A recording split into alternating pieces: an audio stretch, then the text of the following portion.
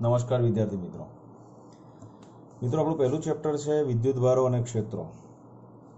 વિદ્યુતભાર વિશે તો તમને થોડીક પ્રાઇમરી લેવલ ઉપરની ઇન્ફોર્મેશન તમને ધોરણ 10માં મળી ગયેલી છે કે ભાઈ વિદ્યુતભાર શું છે. એકચ્યુઅલી વિદ્યુતભાર છે એવું કહી શકીએ છીએ આપણે કે ભાઈ કોઈ પણ પદાર્થમાં કે કોઈ પણ દ્રવ્યમાં રહેલો ગુણધર્મ છે કે જે બીજા અન્ય પદાર્થો ઉપર આકર્ષણ કે અપાકર્ષણ બળ લગાડી શકે છે.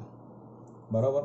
એટલે વિદ્યુતભારને જો વ્યાખ્યાયિત કરવું હોય તો એવું કહી શકીએ કે ભાઈ કોઈ મૂળભૂત ગુણધર્મ દ્રવ્યનો કોઈ એવો મૂળભૂત આંતરિક ગુણધર્મ છે કે જેના કારણે બે કણો વચ્ચે આકર્ષણ કે અપાકર્ષણ બળ લાગે છે. બરાબર. તો એને આપણે વિદ્યુતભાર કહી શકીએ છીએ. હવે આકર્ષણ અને અપાકર્ષણ બળ જે છે એ તમને ખબર છે કે કુલમ નામના વૈજ્ઞાનિકે શોધેલું છે. હવે વિદ્યુતભારનો સંરક્ષણ નિયમ પણ તમે ધોરણ 11માં ભણ્યા છો. તો ચેપ્ટરની અંદર મેં જ્યારે તમને 1.1, 1.2 અને 1.3 વાંચવાના કહ્યા હતા કે આપણે એના પછી આપણે ડિસ્કશન કરીશું. તો ઘર્ષણ વિદ્યુત એની અંદર એક શબ્દ છે સ્ટેટિક ફ્રિક્શન. તો ઘર્ષણ વિદ્યુત શું છે?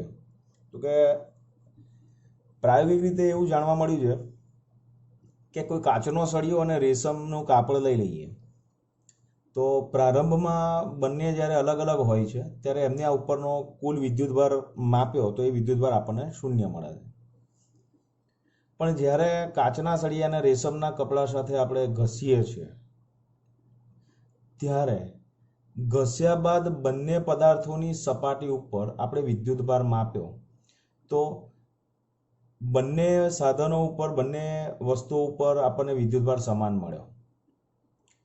પરંતુ ફરક એટલો છે કે જે કાચનો સળિયો છે એ કાચનો સળિયો ઉપર ધન વિદ્યુતભાર મળે છે અને રેશમી કાપડ જે છે એના પર ઋણ વિદ્યુતભાર મળે છે. હવે ઘર્ષણ વિદ્યુત માટે આપણે આ બધી વસ્તુ કહી શકીએ છીએ કે તમે કાચનો સળિયો છે અને રેશમનું કાપડ તમે લેશો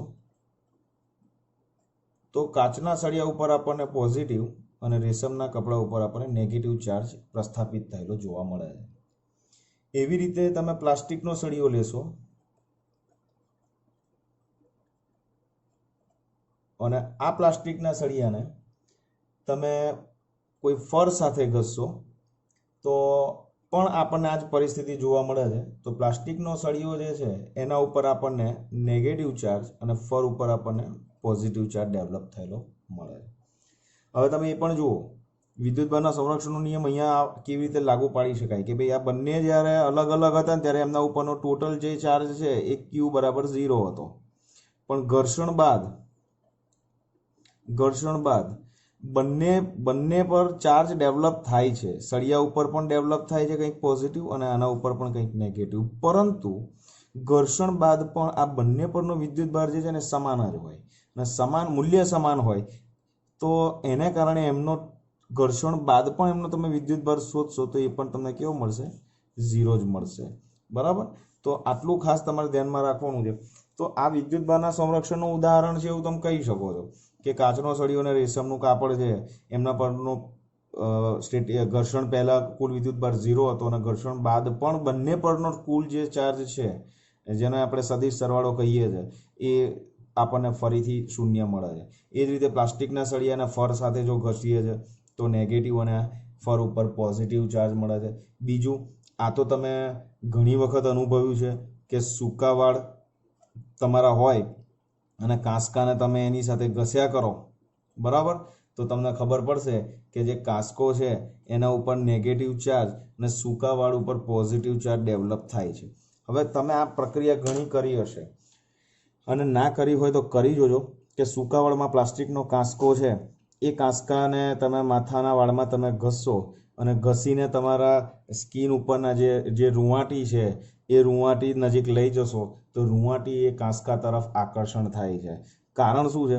તો કે સૂકા વાળની અંદર પોઝિટિવ કાંસકો જે છે એ નેગેટિવ ચાર્જ છે અને વાળ જે છે એ પોઝિટિવ ચાર્જ ડેવલપ થયેલો છે એટલે બંને વચ્ચે આકર્ષણ થશે. તમને ખબર છે કે વિદ્યુતભાર બે પ્રકારના છે જ અને એ પણ ખબર છે કે સજાતીય અને વિજાતીય વચ્ચે શું થાય છે, બરાબર. વિદ્યુતભારો વચ્ચે શું થાય, આટલું તમારે બેઝિક વસ્તુ ખાલી ધ્યાનમાં રાખવાનું છે. હવે વિદ્યાર્થી મિત્રો, આ વિદ્યુતભારો જે છે એ પ્રસ્થાપિત થાય છે, આકર્ષણ અપાકર્ષણ પર લગાડે છે. એના સૌથી પહેલાં છે ને એ જે ગ્રીસની અંદર એક થેલસ ઓફ મિલેટસ કરીને એક વ્યક્તિ છે કે સાયન્ટિસ્ટ હતા, કે એણે સૌથી પહેલાં આ સજાતીય અને વિજાતીય વિદ્યુતભારો વચ્ચેનું આકર્ષણ અપાકર્ષણને એને મહેસૂસ કરી હતી, આ ઘટનાને. અને ત્યારબાદ પછી આગળ સંશોધન થતાં થતાં આપણે આ બધાનું બાયફર્ગેશન કરતા ગયા કે ધન વીજભાર કોણ ધરાવે છે, ઋણ વીજભાર કોણ ધરાવે છે. તો તમને એ પણ ખબર છે કે પ્રોટોન કયો વીજભાર ધરાવે છે, ધન, અને ઇલેક્ટ્રોન કયો વિદ્યુતભાર ધરાવે છે, ઋણ. મિત્રો એટલું યાદ રાખજો કે કોઈ પણ પરમાણુ છે એ તમને ખબર છે કે વિદ્યુતભારની દ્રષ્ટિએ તટસ્થ જ હોય, બરાબર. પરંતુ એની અંદરના જે ન્યુક્લિયસ છે, એના ન્યુક્લિયસની અંદરના જે ઘટકો છે, પ્રોટોન એ ધન વિદ્યુતભાર ધરાવે છે, ઇલેક્ટ્રોન ઋણ વિદ્યુતભાર ધરાવે છે, અને ન્યુટ્રોન જે છે એ વિદ્યુતભારની દ્રષ્ટિએ કેવું છે, તટસ્થ છે, બરાબર.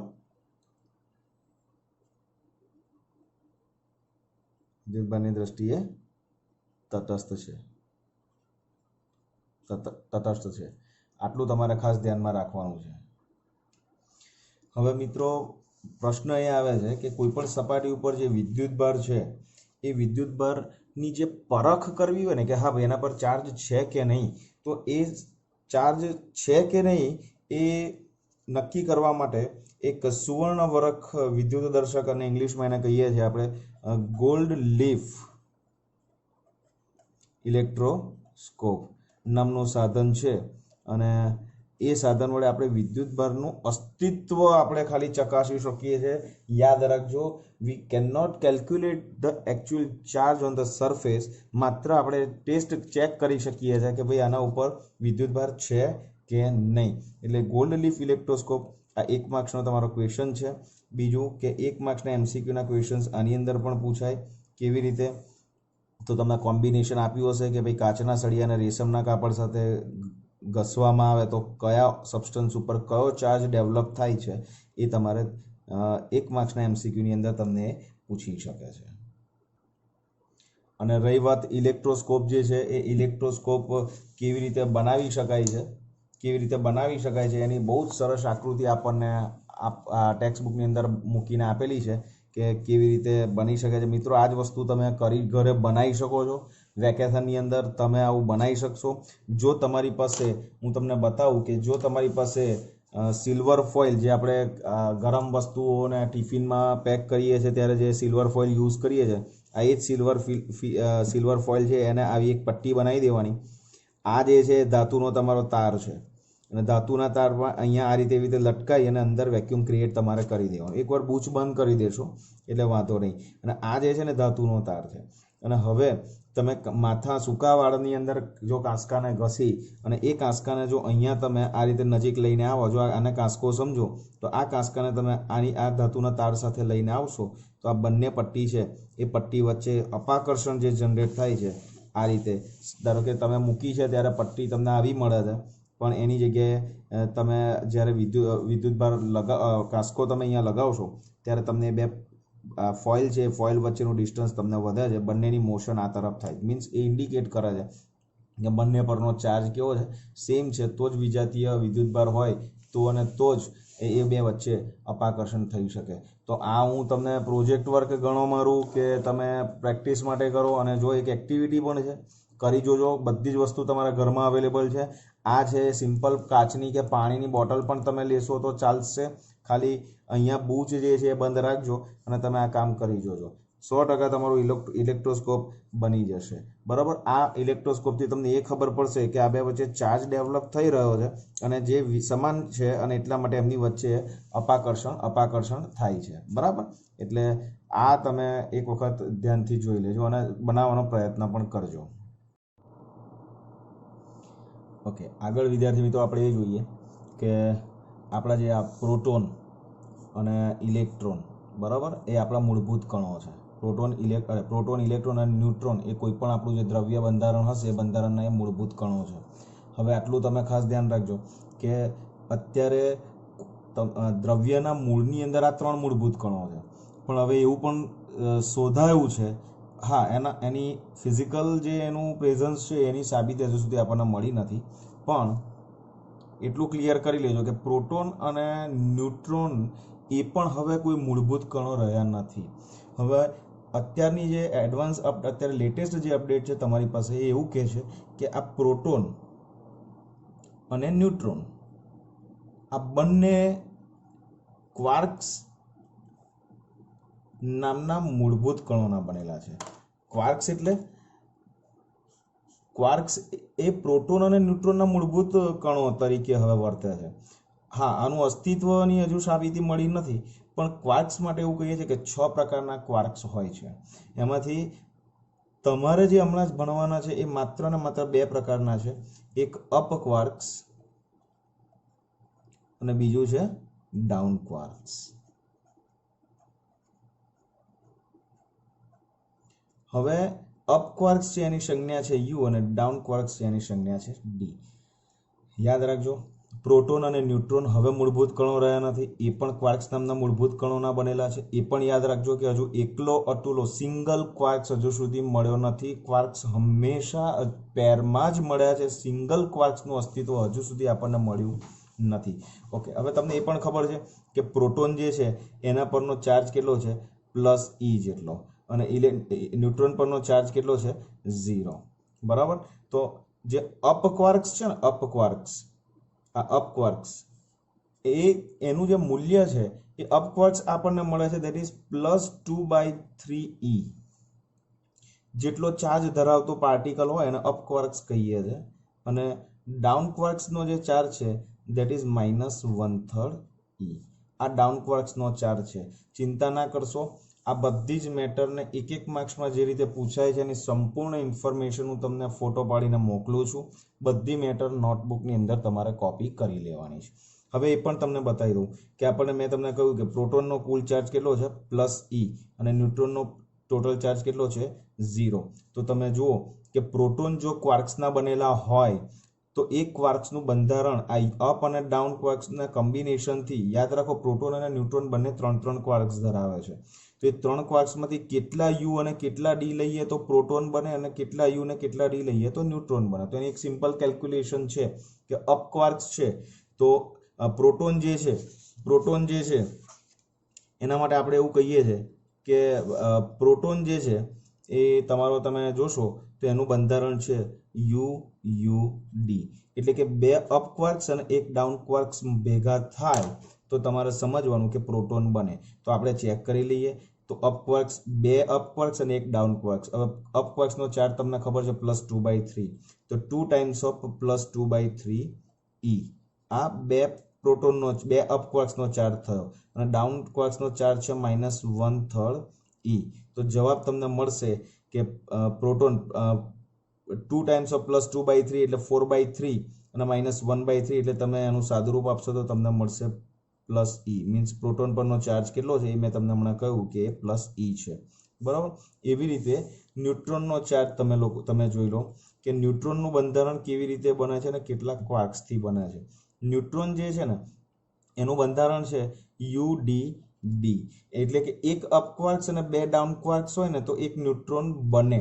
તો હવે આનો ટોટલ ચાર્જ આપણે શોધીએ તો એક U જે છે એ આપણો કેટલો U જે ચાર્જ છે કેટલો છે તમારો +2/3e, અને D કેટલો છે? D -1/3, E પણ 2 ટાઈમ્સ થશે એટલે -1/3e. હવે આનું સાદુરૂપ આપશો તો ન્યુટ્રોન પરનો ચાર્જ તમને કેટલો મળશે? 0 મળશે.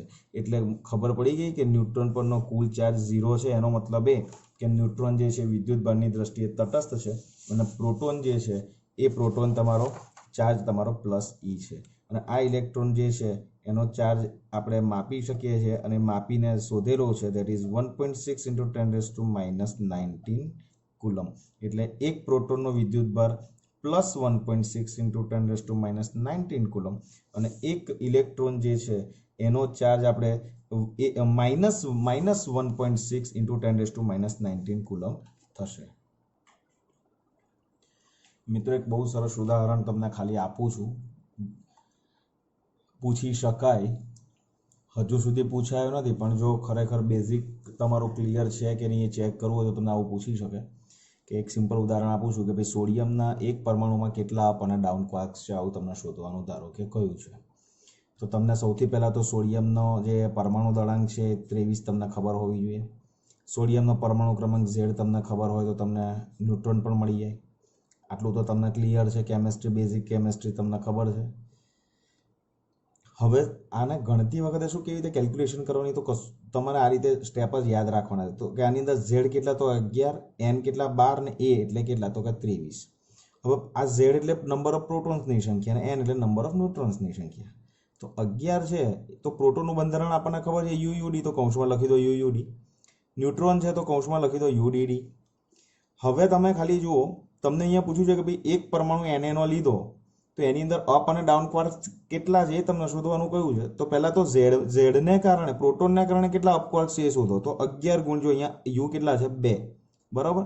તો 11 ગુણ્યા 2 એટલે 22 પ્રોટોન, 22 અપ ક્વાર્ક્સ તમારા પ્રોટોનના મળી ગયા. અને આ 11 ગુણ્યા ડી, એ ડી ડાઉન ક્વાર્ક્સ છે તો એ 11 ગુણ્યા 1 કરશો એટલે 11 તમને ડાઉન ક્વાર્ક્સ મળશે. કોના? પ્રોટોનના. હવે ન્યુટ્રોનમાં કેટલા અપ ને ડાઉન ક્વાર્ક્સ છે તો એ અહીંયાથી શોધવાના. તો 12 ન્યુટ્રોન છે પણ અપ ક્વાર્ક્સ એક જ છે, તો 12 ગુણ્યા 1 અહીંયા આવશે અને આ 2 છે એટલે 12 દુ 24 અહીંયા આવશે. ટોટલ કરશો તો તમને ખબર પડશે કે ડાઉન ક્વાર્ક્સ 35 અને અપ ક્વાર્ક્સ 34. તો તમે ટોટલ કરવું હોય તો કરશો તો તમને ખબર પડી જશે કે આટલા અપ ક્વાર્ક્સ, 34 અપ ક્વાર્ક્સ અને 35 ડાઉન ક્વાર્ક્સ ભેગા થાય તો સોડિયમનો એક પરમાણુ તમારો બને. બરાબર. આ ખાલી સમજવા માટે છે. હવે તમે એ પણ સમજો કે કેમેસ્ટ્રીમાં તમે કોઈ પણ રિએક્શન ભણ્યા, કોઈ પણ રિએક્શન્સ તમે બેલેન્સ કર્યા હશે તો એ બેલેન્સમાં તમે એક વસ્તુ ખાસ નોંધી હશે અને તમે યાદ પણ કરો કે જ્યારે કોઈ પણ વિદ્યુત ભારિત કણની ટ્રાન્સફર થાય ને તો એમાંથી એટલું યાદ આવે કે સૌથી પહેલાં ઇલેક્ટ્રોન જ જશે. આપણે હંમેશા કોની થાય? ઇલેક્ટ્રોન. કેમ? ઇલેક્ટ્રોન એ ઓછા જો તમને એ પણ ખબર છે કે ભાઈ ન્યુક્લિયસની અંદર સ્ટ્રોંગ ન્યુક્લિયર બળ છે અને એની ફરતે જે ઇલેક્ટ્રોન છે એની વચ્ચે કુલંબીય આકર્ષણ બળ છે અને કુલંબીય આકર્ષણ બળ એ સ્થિત વિદ્યુતીય બળ છે અને એ બળનું મૂલ્ય સ્ટ્રોંગ ન્યુક્લિયર બળ કરતાં ઓછું છે. તો સૌથી પહેલાં કોણ છૂટો થાય પરમાણુમાંથી? તો કે પહેલાં ઇલેક્ટ્રોન છૂટો થાય અને પછી ન્યુક્લિયસનું જો વિભંજન થાય તો પ્રોટોન ન્યુટ્રોન છૂટા પડે. એટલે કોઈ પણ રિએક્શનની અંદર તમે ઇલેક્ટ્રોનની જ આપલે કેમ કરો છો એ પણ તમને ક્લિયર હવે થઈ જવું જોઈએ કે ભાઈ ઇલેક્ટ્રોનનું ન્યુક્લિયસ સાથેનું આકર્ષણ બળ છે એ સ્ટ્રોંગ ન્યુક્લિયર બળ કરતાં કેવું હોય? નબળું હોય.